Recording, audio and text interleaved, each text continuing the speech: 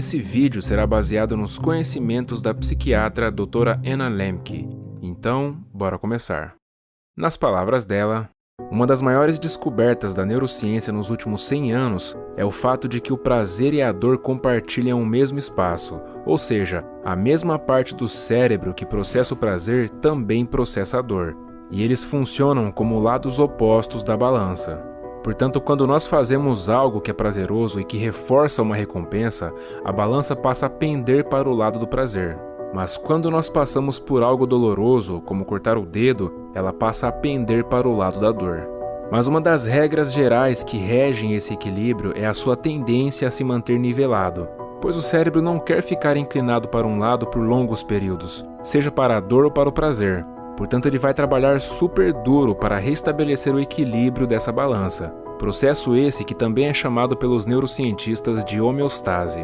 A tendência de entrar em homeostase é um processo imperativo que não só acontece no nosso corpo, como também em todo o universo, e qualquer desvio da neutralidade se torna uma forma de estresse, tanto que os biologistas definem o estresse como um desvio, seja ele em qualquer direção. Essa é inclusive a chave para entendermos o problema da vida moderna, que é o fato de que hoje nós temos acesso a muitas substâncias e comportamentos prazerosos, e isso por si só está nos estressando. Pode parecer que não, mas esse estilo de vida literalmente nos estressa.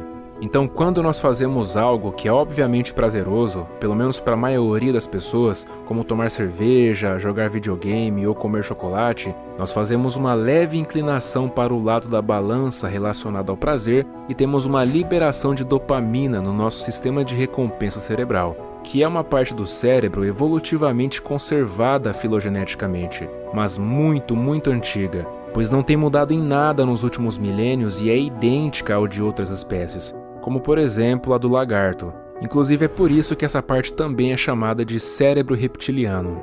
A nossa evolução fez evoluir várias partes do cérebro, mas essa em particular continua exatamente a mesma coisa que sempre foi, mantendo inclusive o mesmo papel, que é evitar a dor e buscar o prazer. A intenção do cérebro ao restabelecer o equilíbrio após um desvio para o lado do prazer não é somente nivelá-lo de volta, mas também pendê-lo na mesma quantidade, só que de forma oposta ao lado da dor, e isso é chamado de processo oponente. E é justamente nesse momento que você sente aquela vontade de jogar só mais uma partida de videogame, de beber só mais uma garrafa de cerveja ou de comer só mais um pedaço de chocolate. Mas apesar de esse ser um poderoso impulso fisiológico na busca por mais, se você esperar por tempo suficiente, aquela vontade enlouquecedora começará a passar e a homeostase será restaurada. Ter a homeostase restaurada é algo que todos nós devemos buscar, porque ela é fundamental para a resiliência desse sistema, pois quando o sistema está em sua linha de base, ou seja, em homeostase, ele fica sensível aos estímulos, tanto os de prazer para buscá-los, quanto os de dor para evitá-los. Mas vamos analisar o que acontece se ao invés de esperarmos o impulso passar, nós nos deixarmos levar por mais uma garrafa de cerveja, por mais um pedaço de chocolate ou por mais uma hora de videogame. Nesse caso, devemos levar em consideração um outro regulador importante desse equilíbrio, que é o fato de que com a exposição repetida ao mesmo estímulo ou a algum outro semelhante, aquela resposta inicial fica mais fraca e mais curta em duração, e a resposta seguinte fica mais forte e mais longa. Então o fato de você ter aumentado o prazer com mais uma hora de videogame faz com que o lado da dor tenha que ganhar mais peso ainda para compensar esse desnivelamento. E o que está acontecendo no cérebro nesse momento é que estamos regulando nossa própria transmissão de dopamina. Estamos pegando nossos receptores de dopamina que estão do lado de fora dos neurônios e os reabsorvendo para dentro deles. Isso é uma forma que o cérebro tem de acomodar essa dopamina liberada de forma extrapolada. Mas de novo, o que acaba acontecendo é que agora esse processo oponente se torna mais forte e mais longo, fazendo com que nós passemos de curto e fraco para forte e longo no lado da dor da balança. Então esse é o paradoxo ou o ciclo vicioso em que entramos, especialmente quando estamos vivendo em um mundo no qual temos acesso de forma quase universal e onipresente a drogas e comportamentos altamente estimulantes que não liberam só uma pitada de dopamina, mas sim uma avalanche. E o problema é que todos nós estamos cercados por eles o tempo todo. E o que isso significa com o passar do tempo é que nós estaremos bombardeando o nosso sistema de recompensa com muito mais dopamina do que nosso cérebro primitivo consegue lidar. E o resultado disso é que nós acabamos com um peso muito maior no lado da dor da balança para tentar compensar esse desequilíbrio. Peso esse que não vai embora tão cedo, fazendo com que nós passemos da homeostase para a alostase.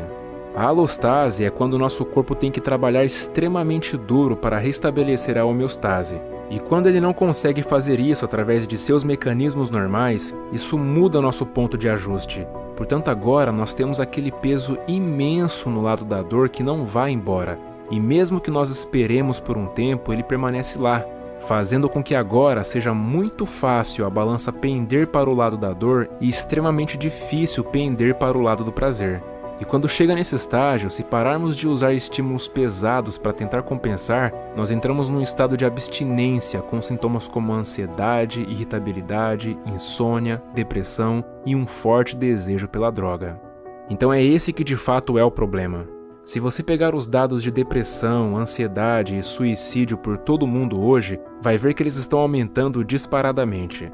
E o mais impressionante é o seguinte: os países mais ricos do mundo são os países com maiores índices de suicídio, ansiedade, depressão e dores físicas. E esses dados são coletados através de vários tipos de medidas de pesquisas e estudos diferentes. Portanto, claramente nós temos algo muito estranho acontecendo na nossa sociedade. Porque o que os dados mostram é que quanto mais nós temos acesso a todas aquelas coisas que supostamente nos trariam uma vida melhor, como comida à vontade, com diversos sabores e formatos, uma quantidade infinita de entretenimento e um arsenal gigante de remédios para nos proteger de qualquer dor ou doença, mais nos sentimos infelizes. E a pergunta é, por quê? E uma boa parte da resposta para isso está contida naquele balanço entre a dor e o prazer que foi explicado lá atrás. Pois o nosso cérebro primitivo não foi projetado para lidar com um mundo fácil e altamente conveniente. Portanto, o nosso sofrimento é o resultado de todo o livre acesso que temos a essas coisas prazerosas. Mas aí vem a pergunta mais importante de todas: o que podemos fazer para nos proteger desse problema? Bem, a primeira coisa que precisamos fazer é cortar todas as coisas altamente estimulantes que nos trazem prazer excessivo, como celular, redes sociais, fast food e drogas, até que o seu sistema de recompensa esteja novamente equilibrado. Em outras palavras, é basicamente um jejum de dopamina que consiste em se abster dessas coisas. O que pode parecer contraintuitivo, pois você pode pensar que vai se sentir ainda mais mal se tirar essas coisas da sua vida. O que é verdade, você vai se sentir mal antes de se sentir bem, pois assim que tirar todo o peso do lado do prazer, o lado da dor ficará muito mais pesado. Mas se conseguir esperar pelo tempo necessário, o que geralmente significa no mínimo um mês, você voltará a sentir prazer nas coisas simples novamente. Entenda uma coisa, você não usa essas coisas em excesso para aliviar o fato de que é uma pessoa ansiosa ou depressiva. É na realidade por causa do uso excessivo dessas coisas que você está depressivo e ansioso.